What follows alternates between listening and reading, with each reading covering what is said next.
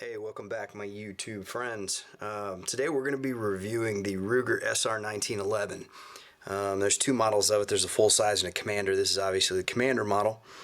I don't think there's another gun that I've been so excited about or anticipated so much to review it.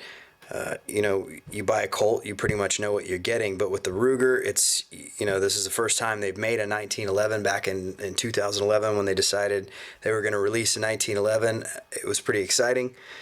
And I thought, if they ever put out a Commander model, I'm going to jump on that. So that happened not too long ago, and I figured I'd get one and run some lead through it and give you guys my take on it.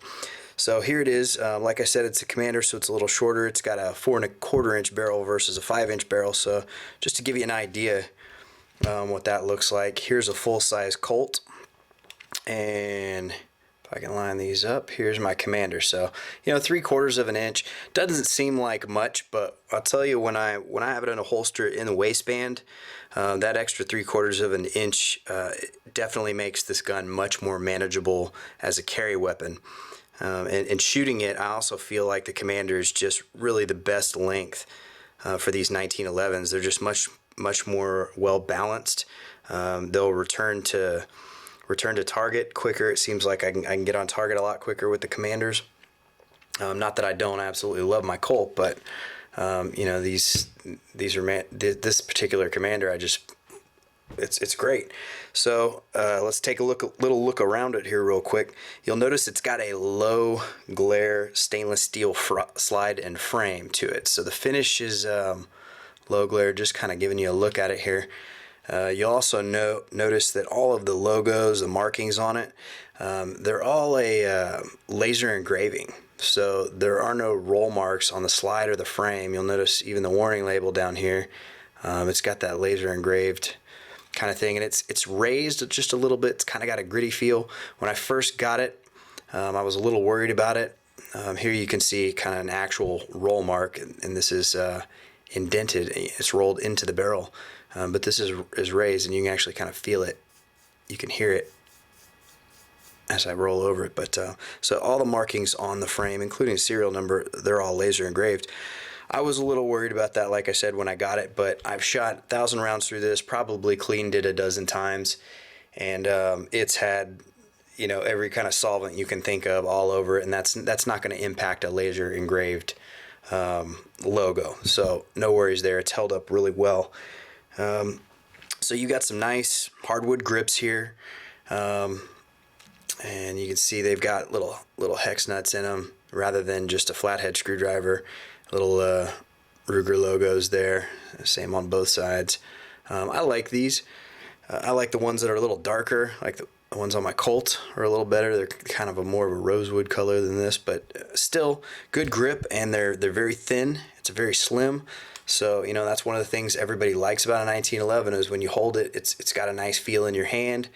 It just feels really good. My dad loves to say it just feels right. In any case, that's your hardwood grips. Looking at the back of it, you see it's got a checkered back strap back here. So nice feel to that. Up front, it does not have the checkering, and that's kind of a personal preference thing. I think if you really want to get grip here, you can either take it to a gunsmith and have him checker it, or you can throw a piece of nice grip tape here and get your grip. I really don't have any problems with it. I mean, my Colt is the same way. No checkering up here, and I don't have an issue with it. So anyway, no checkering up here. Not that that's a big deal. One of the things Ruger likes to tout is this barrel here. And so this barrel and this bushing that it's sliding through are machined out of one piece of bar stock. They seem to claim that machining that for one piece of bar stock and machining it on the same machine is supposed to be an improvement on accuracy. Whether or not that's the case, I don't know, but that's always nice knowing it came from the same piece of metal, so it should have the same composition. Let's take a look at the other side. We'll look at the ejection port, and you can see it's definitely got that lowered ejection port. And it's scalloped right here. I've had, like I said, I'm over 1,000 rounds, and I've had 0 failures to feed No issues there, and you can see it's kind of got a bevel in here too. So I have no complaints. Nice cocking serrations for pretty good grip here on the back of the slide. And let's see. Oh, magazine release. That's another thing you can take a look at. It's got an extended magazine release, so you can see, looking at the profile here, you can see how far out it is. Really, really easy to manipulate as long as you got some decent sized hands. And just to give you an idea, we'll take a look at this one, and you can see how far it comes out. And you can take a look at my Colt, and you can see that, you know, this one doesn't stick out anywhere near as far as this one. So the Colt's a little harder to manipulate, but still no complaints there. Anyway, it's nice to have that extended mag release. Same thing with your safety here, your thumb safety. It's got it's extended, so very easy to manipulate on and off if you're carrying in whatever condition. Say if you're carrying condition 1, real easy to come up and just get that off. It's also kind of got an extended, this is a bigger platform than typical.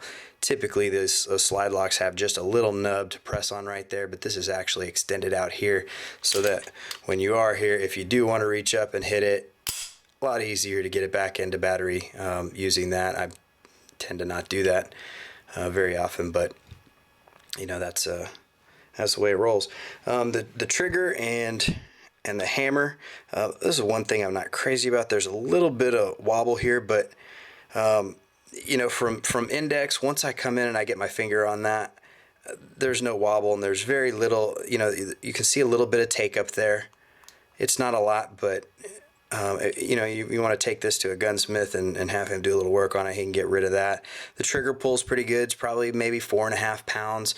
It breaks pretty clean. I've definitely noticed it getting better the more I've shot it. You know, that's very typical of guns. They break in, the mating surfaces start to polish, and then you know, things just get a little better. Trigger, same thing. So both of these are lightweight aluminum. And you can, another thing on the trigger is you can see an over travel adjustment, which is good. That takes a little bit of travel out of it. So when you're squeezing off, you can set that kind of wherever you'd like. I'd be real careful setting that though. Let's see. Looking at the sights, you know, you can see you've got a Novak 3-dot system here, and they're both dovetailed in to the slide. You can see right there. And I really like these sights. The sight system is really good for quick target acquisition, and for carry in general. You're not going to get a hang up on clothing the same way you would with, say, a battle sight or a target sight. I don't know why anybody would be carrying a weapon with a target sights, but you know, I see a lot of things at shooting range that make me scratch my head. So just thought I would mention that. Back here you've got an oversized beaver tail palm safety or grip safety, and if you don't know kind of what these are for, it's not really as much aesthetics. There's a functionality to it. A lot of a standard 1911 is going to have a little nub right here, and when you're grabbing, if you've got bigger hands and you fire this gun and it you know, the hammer drops, and then excuse me, and so the hammer drops after you fire it, and the gun cycles. And as that gun is firing and you get a little bit of muzzle rise like that, the hand can actually go up over that nub sometimes a little bit. And as that slide's coming back to cycle, this hammer can get right here and bite you. And if you've ever been bit by one, it's not good. Luckily, I haven't been bit because all my guns have these beaver tails. But I've seen some people that with the chewed up little spot right here. Fortunately, it's not real common, but you know, it's just a nice added little feature there. So you got all these little extras on it that are just really add to the value of the gun. Another thing is, you know, looking at this, there's no way. Looking at this Colt right here, there's no way to tell it's loaded without actually racking it open and visually inspecting it. So one of the things I like about this Ruger is it's got a little inspection port. And I like that. So it's kind of a visual indication of, is this weapon loaded? And you can kind of visually check that. I like that. I don't like what I see with a lot of, you know, 22s and other guns where they've got this cheesy little plastic part that they mill out a hole and it, you know, pops a little red lever out and says, hey, this is loaded. Fortunately, they're not doing that with 1911s that I've seen, but but man, that's ugly. So this is kind of cool, just to give you an idea of how that operates. I've got a little dummy round here. It's no powder, no primer. It's just a lead semi-wad cutter in a nickel case. And we'll load one up in this magazine. And so you can see right now, we've got nothing in there. And as I rack, now you can see that nickel case. Probably would have been easier to see with a brass case, but this is what I've got on hand. It's kind of what I train new users of the 1911 with. It's just these little dummy rounds. So that's kind of cool. A little visual inspection port's pretty neat. One of my favorite features about this is they went with a titanium firing pin. And what that means is, and the reason they went with it is, they were able to keep this Ruger a Series 70. If you're not familiar with the difference between a Series 70 and a Series 80, the Series 70, the older model guns, and the issue with them was, some lawyer figured out, okay, if you drop this gun, this 1911, directly on its muzzle from a given height, the considerable height, the weapon can discharge. And the way that happens is it's dropped from a height and it hits, and that firing pin, kinetic energy, it just keeps moving and strikes the primer, and boom, you get a discharge into the ground.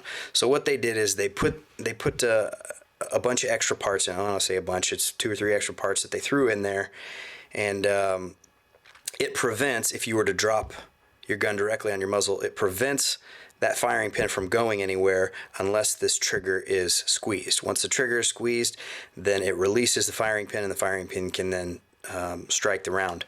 But and I can kind of show you the difference here. Let me rack this back.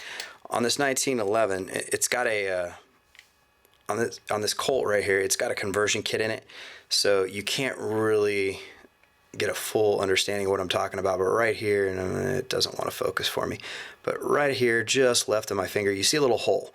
And normally there's a little plunger in there, and that's part of that that Series 80 functionality. So that's one way to check it. If you're wondering if it's a Series 70, Series 80, flip it over, rack slide back, and take a look right there. If it's got a hole, you're looking at a Series 80, just like this Colt is. But this Series 70, and I'll hold them side by side, you can see where that hole is on the Colt, and there is no hole on this one. And that's because of that titanium firing pin. You can drop this one on the muzzle all day long, but that titanium firing pin is so light that it just doesn't have the kinetic energy to continue traveling forward and striking around and possibly discharging the weapon. So I like that. A lot of people like that because the Series 80 can be a booger to get those extra little parts back in when you're cleaning, doing a full detailed strip. A lot of people just don't like those parts. So Series 70, and that's one of the fantastic things about it. But the best thing about this gun, in my opinion, is the price. Now, Ruger's got the MSRP at, I think, $829 at this moment on the website. You can find them for well under that. I can find them for $750 and $700 all day long, and if you do a little bit of looking, you can find them for $675, $650, $625. I actually picked this one up at the gun show. I jumped all over it. It was $595. And man, this is worth every bit of that. Just all the little things that you get on it that you want on a 1911, to where it's really, really set up. All these little extras, the extendeds and the lightweight skeletonized stuff, and the nice sights, and there's just so much good stuff about it, and it shoots really well. 1,000 rounds, I've had 0 misfeeds, and that's shooting. I mean, you saw what I reload. I reload semi-wad cutters. This is not what the 1911 was intended to shoot. 1911 was originally designed to shoot a hardball ammunition just like this, just a nice full metal jacket, round nose. This is what it was meant to feed. So if you have misfeeds with any other ammo than this, you really can't blame it on the gun. But this is what I shoot, and it's a little unconventional. It's definitely not the same as that, and it's a soft lead. But I've run all kinds of ammunition, defensive ammunition. I've run a lot of the hardball. I've run the semi-wad cutters, like I said, all different brands, and I've had no issues with it. It just eats everything. I haven't had any failures to feed. I haven't had any failures to eject, so I love it. But for the price of this gun, all the little extras, and how well it shoots, I mean, it's a winner all day long. I did a lot of research on it. A few people had some complaints about it. They thought they had some issues with theirs. Maybe they did. Maybe I got lucky and got a nice one. But I mean, for the like I said, for the price point, I'd roll the dice. If you don't have the jack to drop on a Colt, because I mean, this Colt right here, when we bought this is about $1,000 gun at the time, at $595, so $400, and it's very comparable. I initially bought this thinking, this will be a good carry gun. I'll just carry it, and if it's fun to shoot, great. If not, no big deal. Not worried about it getting beat up because it's relatively inexpensive 1911. I love shooting this. That's the biggest thing that surprised me. I love shooting this just as much as I love shooting my Colt. So it's great. Not sure if I mentioned the magazines. This Ruger Commander ships with two 7-round magazines, so you can get one in the chamber, so you got 7 plus 1. If you're not familiar with the magazines, here's my Colt full size, and it's got an 8-rounder in it, and I'll even show you on the bottom right here. It says Colt 45 Auto 8-round. These are the same size. It's the same size magazine, so I can stack these up, and you can see lined up at the bottom, lined up at the top. These are the same size magazines, so I can actually take this Colt magazine and no problem. So easy to get yourself a couple 8-rounders, and if you want more capacity, one more round, no problem. Goodness, that's about it. I can't think of anything else other than what it comes with. It does come with this kind of chintzy little case. It's very, very lightweight, very soft, not a lot of padding, a really, really thin foam, but it beats nothing at all. At least it's something to throw your gun in and take to the range before you get a nicer case or a nicer bag to put it in. So you do get that. You get let's see, jump in the Ruger box here real quick. They should send you all your manuals and all the instructions, and you should get your test-fired case here.